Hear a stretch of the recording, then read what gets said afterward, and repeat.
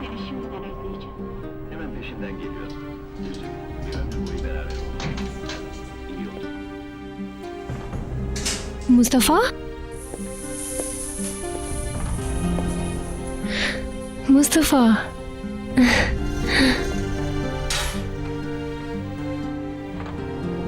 कैसे हो?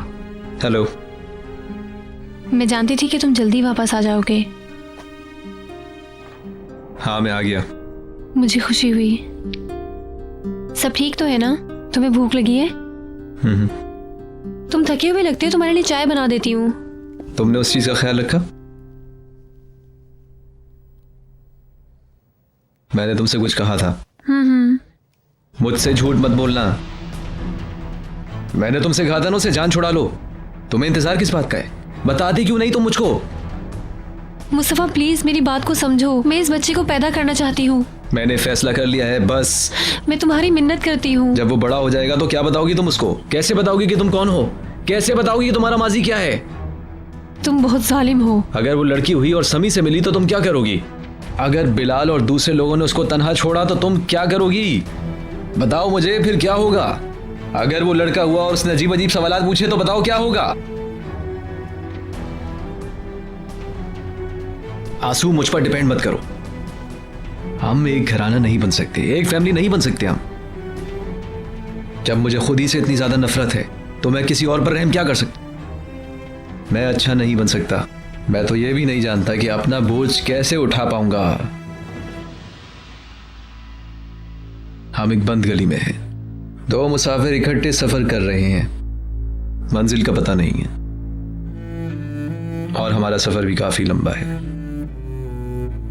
इसलिए अपने आप को बदतरीन हालात के लिए तैयार रखो।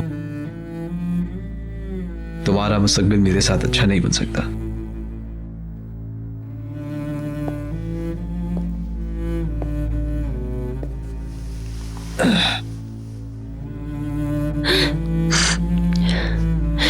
ठीक है, कल मैं अपना अबॉर्शन करवा लूंगी। हो जाएगा कल ये काम।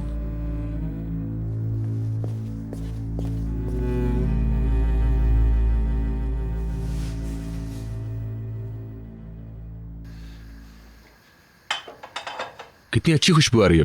ताज़ा थाइम से बनी है ये हमारे शहर की। फातिमा गुल, चूल्हा तो बंद कर दो ज़रा, ये तैयार हो गई है। आपने बताया उसे? करीम, हाँ? सुनो, वाह क्या बात है, आज तो सभी मेहनत कर रहे हैं। ऑर्डर्स भी तो पूरे करने हैं हमें, और कोई रास्ता ही नहीं है। सुबह सुबह उनको चाहिए ये सब चीज़ें। लेकिन फातिमा गुल आपकी मदद कर सकती है क्योंकि वो फारिग है और बोर भी नहीं होगी। नहीं, फातिमा गुल की अब नौकरी नहीं रही है तो उसे अपनी पढ़ाई पर ध्यान देना होगा, क्योंकि दिन ही कितने रह गए हैं उसके इम्तिहानों में। 7 तारीख से शुरू हो रहे हैं ना? तो फिर आज से वो सिर्फ पढ़ेगी और डॉक्टर के पास जाएगी और कोई काम नहीं होगा। मैं हेल्प कर दूंगा तुम्हारी। तुम इंग्लिश सिखाने में इसकी मदद कर सकते हो। तुम बहुत अच्छी इंग्लिश बोलते हो, बिल्कुल बुलबुल की गाने की तरह, हमने सुना था।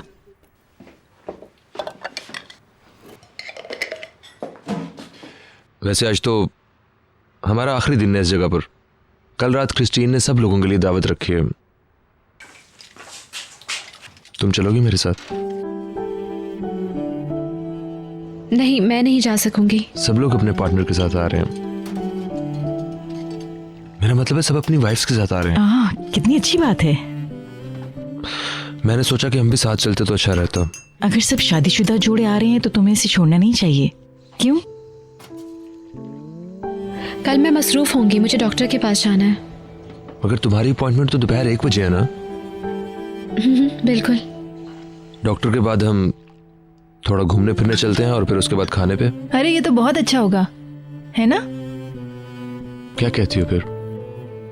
चली जाओ ना बेटा, इतने दिन से बोर हो गई होगी। तब्दीली तो अच्छी होगी ना तुम्हारे लिए।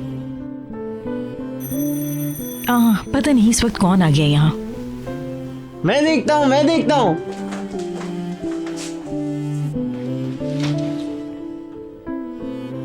अगर तुम नहीं गई तो मैं भी नहीं जाऊंगा। ऐसा हुआ तो इसके दोस्त नाराज हो जाएंगे फिर। मेरे लिए करीम एमरे आया है।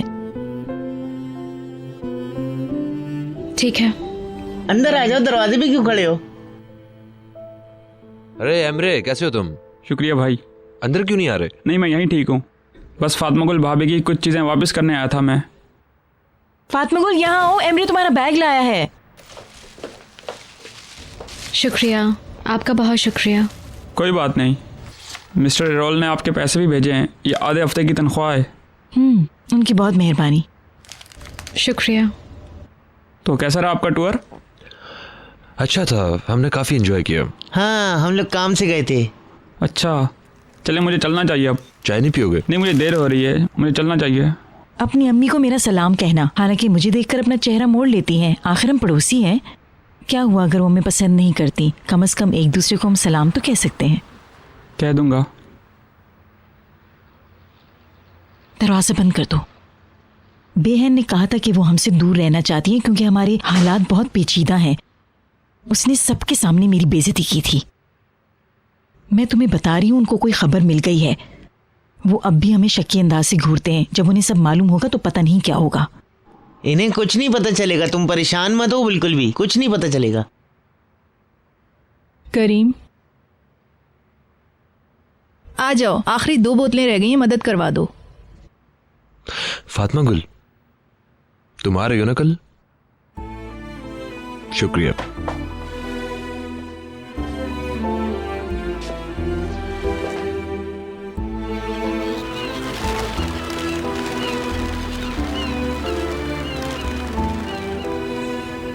ये किस किस्म की सहाफत है? तुम इतने गैर जिम्मेदार कैसे हो सकते हो? और खबर भी अगले सफे पर छपी है। असेंबली के मेंबर तुरानर अलगौस के दामाद सलीम यशरान पर जिना का इल्ज़ाम है।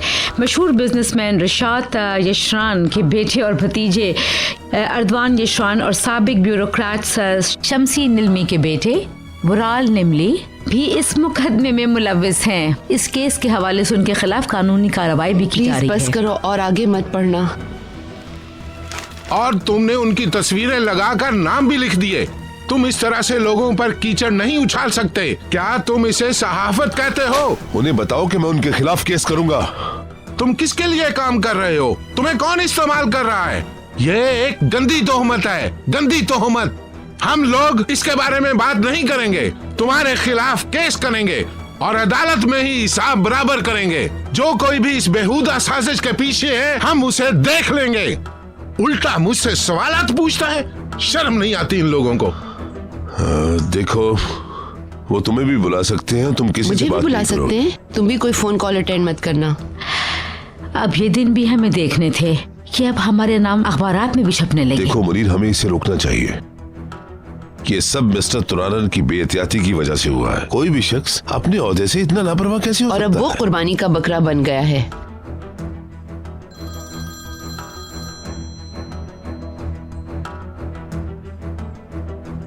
ये अजनबी नंबर है, हो सकता है कोई सहाफी हो। नहीं जनाब, यकीनन ये सच नहीं है। हम एक घिनौनी साजिश का शिकार हैं। मैं नहीं जानता कि इसके पीछे कौन है और क्यों है। उनका हदफ मैं भी हो सकता हूं और रिशाद भी, पता नहीं। लेकिन किसी को भी मेरे खानदान को तबाह करने का कोई हक नहीं है। हमें भी बहुत सदमा पहुंचा जनाब। मुझे मुस्तकिल फोन कॉल्स आ रही हैं। बाहर साफियों की फौज जमा है। नहीं जनाब, ये बिल्कुल सच नहीं है। हम इसे छुपाने की हरगिज कोशिश नहीं कर रहे। मैंने अभी अभी सुना है, लेकिन हम इस्तिगासा पर दबाव नहीं डाल रहे।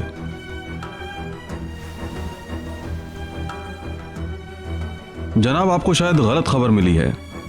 मैंने इस मौजू पर किसी से बात नहीं की। मालूम नहीं, शायद हमारी पार्टी के अंदर ही कुछ लोग हैं जो हमें नुकसान पहुंचाना चाहते हैं। नहीं नहीं, ये नाकाबिल कबूल है।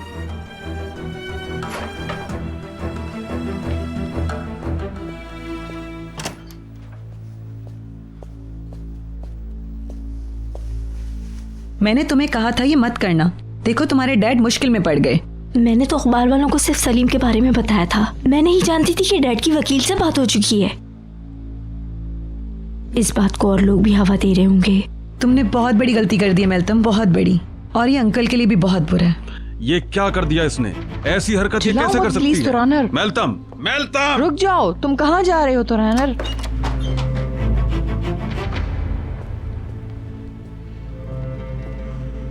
बहुत खुशी हो रही होगी, इलेक्शन में मेरी रुकनीत खतरे में पड़ गई है। जश्न मनाओ तुम।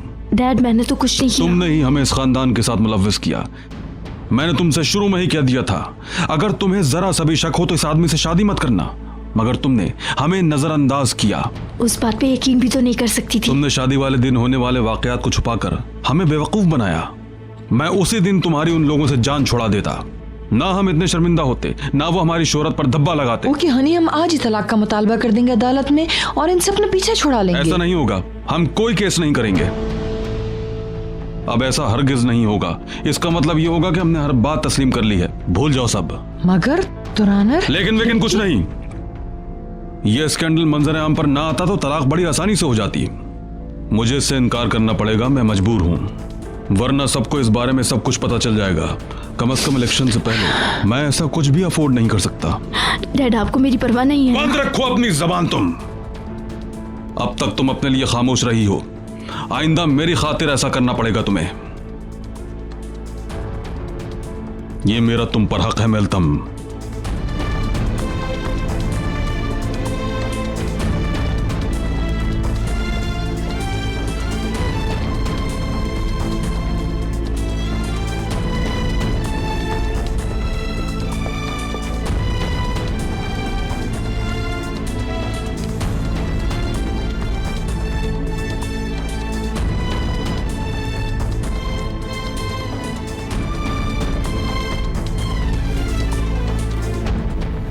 वो लोग अपना गुनाह अब मजीद नहीं छुपा सकते।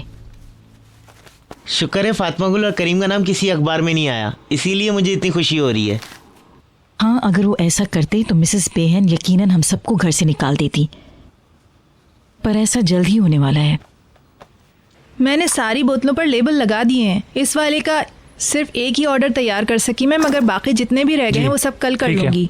सलाम कहना उन्हें। जी कह दूंगा। संभाल के ले जाना, ठीक है?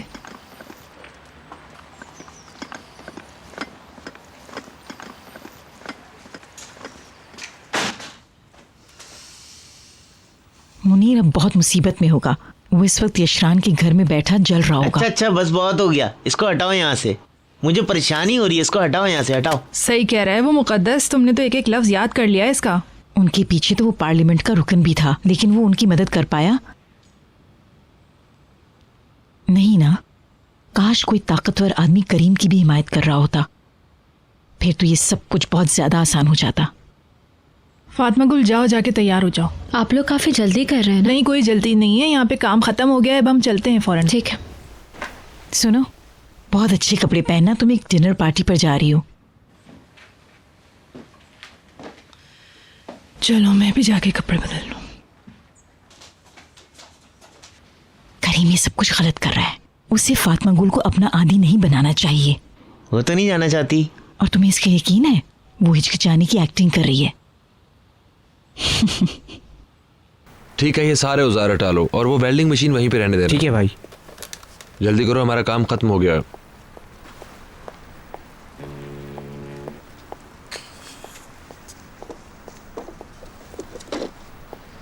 Is Ada also gone? Yes, he'll be here in the evening. There's still electric socket open. Okay, I handle this. We did some good work today.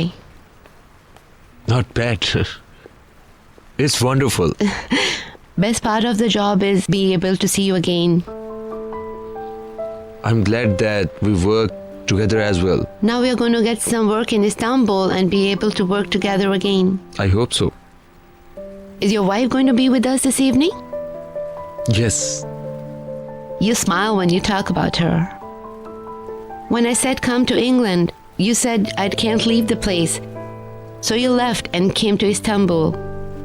Then you said you didn't think you'll ever get married, and you got married. You must really love her. Yes. She's a lucky girl. Do you need help for the evening? No, I've organized everything.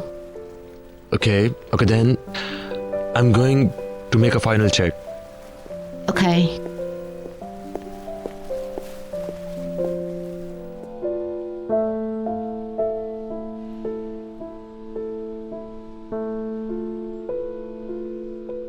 ये magazine पढ़ लो तुम।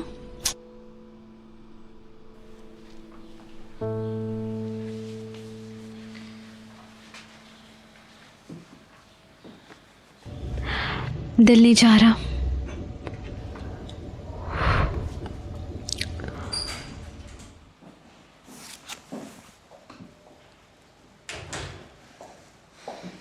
आपका दिन अच्छा गुजरे। आपका भी। आप अंदर आ सकते हैं।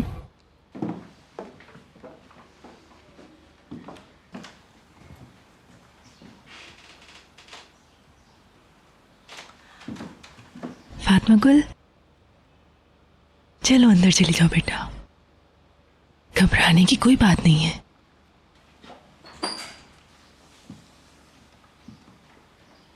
अंदर जाइए।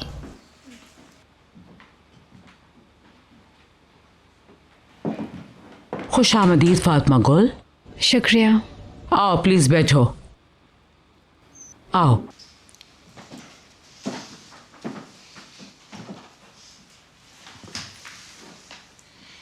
सबसे पहले मैं तुम्हें यह बताना चाहूंगी कि जो बातें हम करेंगे वो हम दोनों के लिए बहुत अहम होंगी। मैं तुमसे नहीं पूछूंगी कि तुम्हें मदद की जरूरत क्यों पड़ी। मैं सिर्फ तुम्हें जानना चाहती हूँ और तुम्हारी कहानी जानना चाहती हूँ। अपने बारे में कुछ बताओ मुझे।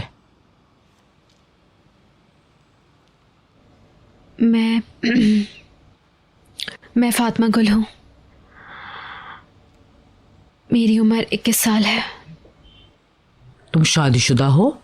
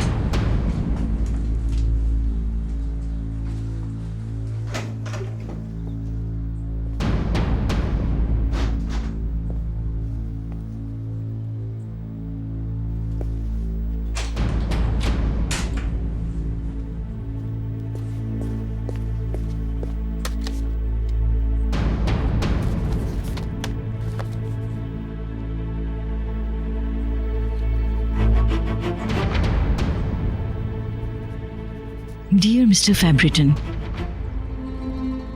मैं मुकद्दस की तांजी हूं। मैं आपकी बेटे की बीवी की भाभी हूं।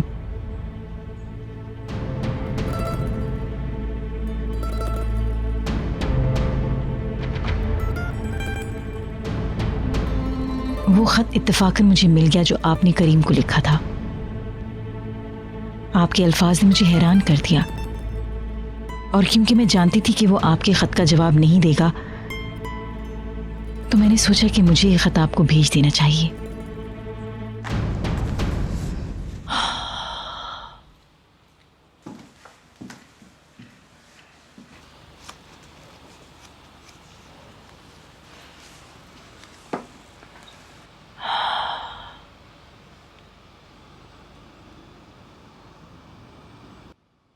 हर रात सोने से पहले मैं उस रात के बारे में सोचती हूँ, और हर सुबह उठकर भी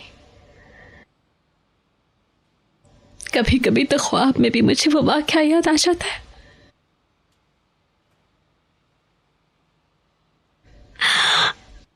मैं भाग जाना चाहती हूँ खुद से।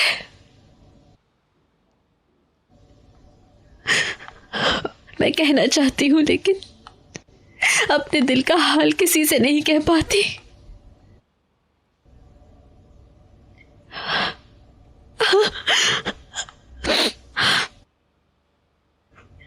कभी कभी तो इस डर से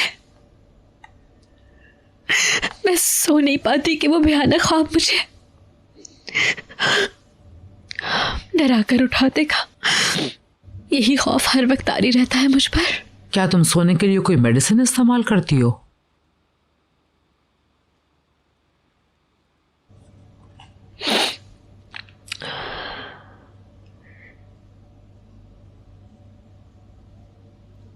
जैसा कि मैंने कहा,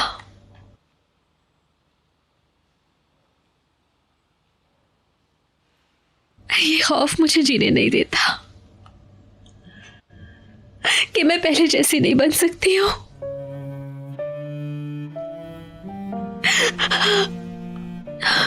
ये ख्याल मुझे उदास कर देता है कि मेरी जिंदगी से खुशियां बहुत दूर चली गई। मुझे खुद पर रहम आने लगता है।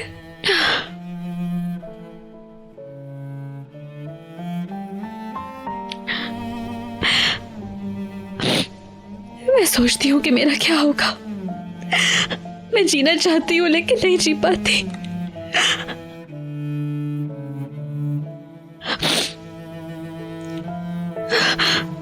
मैं दिल से मुस्कुरा नहीं पाती हूँ।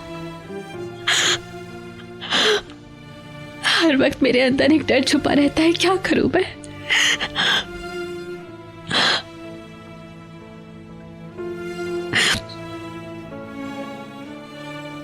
मैं चाहती हूं कि मैं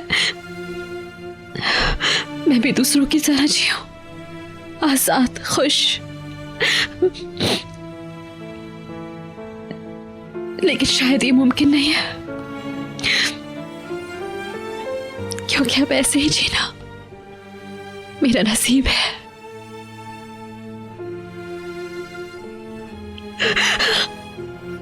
और ये नसीब कोई नहीं बदल सकता,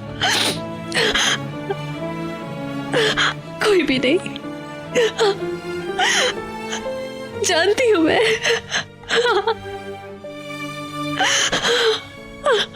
बस करो, अपने आंसू पोंछ लो।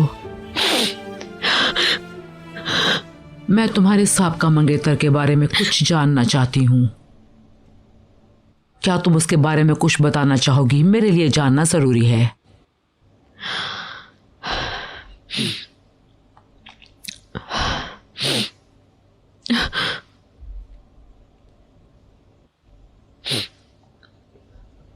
लेकिन असल में मैं ऐसी नहीं हूं।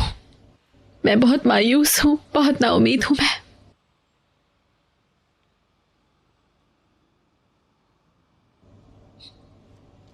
थक गई हूं, मैं अपने आप से बहुत थक गई हूं। अब मजीद नहीं चला जाता।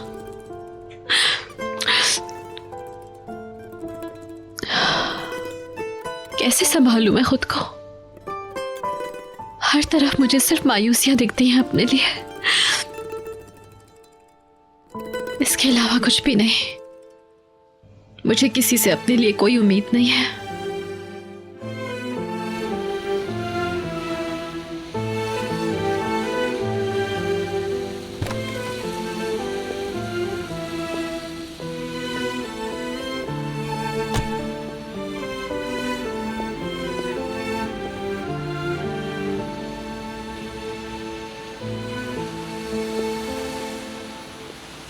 तुम यही हो? मैं यहीं पर था, कहीं नहीं गया था। बहुत देर लग गई, मैं फिक्रमंद था। बेहोशी की दवा का असर खत्म होने तक मैं वहीं लेटी रही। चलो आओ, गाड़ी में बैठो, चलिए।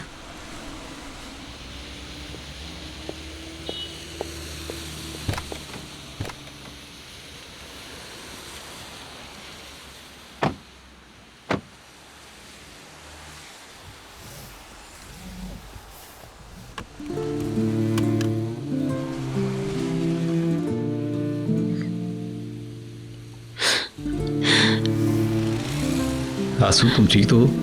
हाँ हाँ। तुम अफसरदा लग रही हो।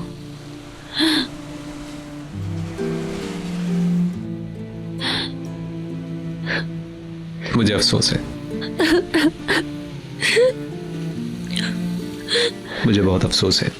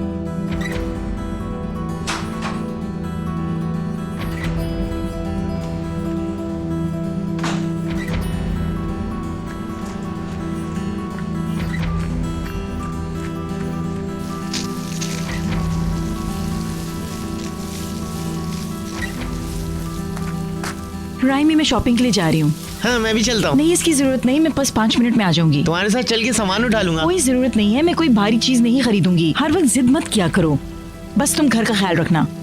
ओके, ज्यादा देर मत करना वरना मुझे परेशानी हो जाती है। ओके राइमी, अपने आप को भिगो मत लेना।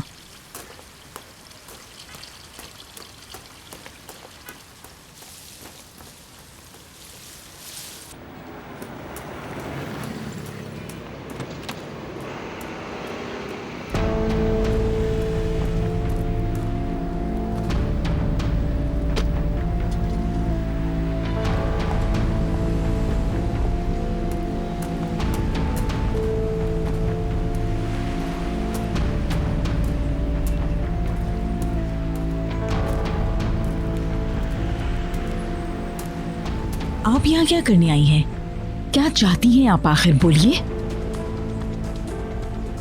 क्या मुझे ये बताना चाहिए? आपका दिमाग खराब हो गया है। आपकी किस्मत अच्छी है कि फातिमा गुल और करीम यहाँ नहीं है, वरना वो दोनों आपके साथ बहुत बुरा सलूक करते। मेरे पास वक्त बहुत कम है, मुख्तसर बात करती हूँ। कितने पैसे चाहती हो? क्या मतलब है? तुम हमारे हक में गवाही देने के लिए कितने पैसे लोगी? क्या कीमत चाहती हो? मेरा ख्याल था कि आप अच्छी औरत हैं, लेकिन आप तो दूसरों से भी घटिया निकली। ज्यादा गुस्ताखी मत करो। हम बहुत अच्छी तरह तुम्हारी औकात जानते हैं। तुम अपनी कीमत के बारे में बात करो। लगता है आप मुझे अच्छी तरह जानती नहीं। मैं आपके पैसों के लिए किसी को नहीं बेचूंगी। तुमने उस अंगूठी की कीमत वसूल की थी। उस वक्त हालात कुछ और थे। अब हमारे पास अंगूठा और डोरियां भी हैं। अब हम उस अंगूठी को अदालत में सबूत के तौर पर इस्तेमाल करेंगे। तुम ये सब अपना भाव बढ़ाने के लिए कह रही हो, लेकिन तुम उलझी हुई लगती हो। तुमने खुद हमसे उस अंगूठी की कीमत वसूल की थी और मिसेस मेल्टम ने ये हमारे हवाले कर दी। उन्होंने अपने हाथों से दे दी फातिमा गुल को। वो अब हमारी साइड पर है। जब मैं आपसे बात करने के लिए वापस आई तो आपने मुझे संजीदगी से नहीं लिया। मैंने आपसे कहा था फातिमा गुल के पीछे कोई खेल ना खेलना, लेकिन आप पास नहीं आई। हम आपकी वजह से सब छोड़कर आ गए। अब हमारे पास खोने को कुछ भी नहीं। मैंने कहा था कि हमें समझाने की जरूरत ना करना। आपने बहुत बड़ी गलती की है यहाँ पर आकर मिसेस परिहान। अब बहुत देर हो चुकी है। हमें आपके पैसों की कोई जरूरत नहीं।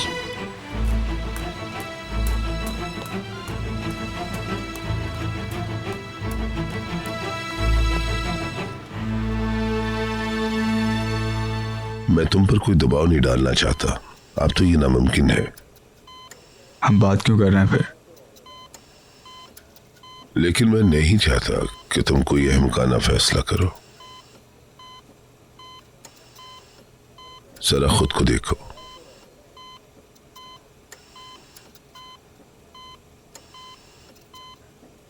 तुमने तो खुद को मार ही डाला था। मुझे तो मौत भी नहीं आई। मैं जानता हूं कि ये सब कुछ तुमने अपनी मां को सजा देने के लिए किया था, लेकिन वो तुम्हारा अपना मामला था। अलबत्ता अगर तुम अपने आप को सजा देने का फैसला करते हो तो वो हमारा मामला होगा। ये तुम्हारे साथ साथ अतवान और सलीम को भी चला देगा और उनकी निस्बत तुम्हारे लिए और ज्यादा मुश्किल होगा। ये तुम्हें तबाही की तरफ ले जाएगा, क्योंकि तुम अभी सेहतियाब होने लगे हो। तुम्हारी सेहतियाबी के बाद तुम्हें एक पिंजरे में डाल देंगे, जहां इसी किस्म की जराइम में सलीम, अतवान और दूसरे लोग कैद हैं। तुम जानते हो कि वहां रहना कैसा है। तुमने एक अरसा वहां गुजारा है। तुम मजीद वहां नहीं रह सकते थे। तुम गिड़गिड़ा रहे थे, रो रहे थे। तुम कह रहे थे कि मुझे यहां से निकालो, मुझे यहां नहीं रहना। उस वक्त तो तुम मंशियात के केस में कैद थे। इस बार तुम रेप के केस में कैद होना चाहते हो। तुम्हें इसका मतलब मालूम है ना, या कुछ और भी बताऊं तुम्हें? फिलहाल तुम एक कमजोर बच्चे हो। तुम में किसी से लड़ने की ताकत नहीं है।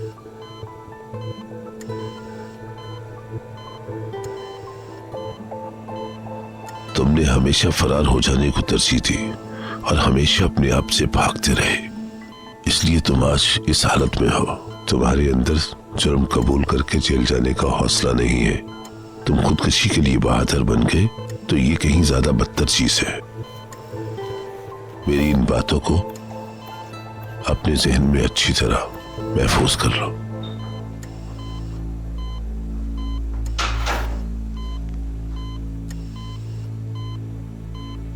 कोर्ट से कुछ लोग आए हैं।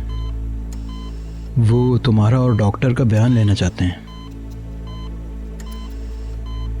अंदर बुला लें उन्हें। अब कैसा महसूस कर रहे हो तुम?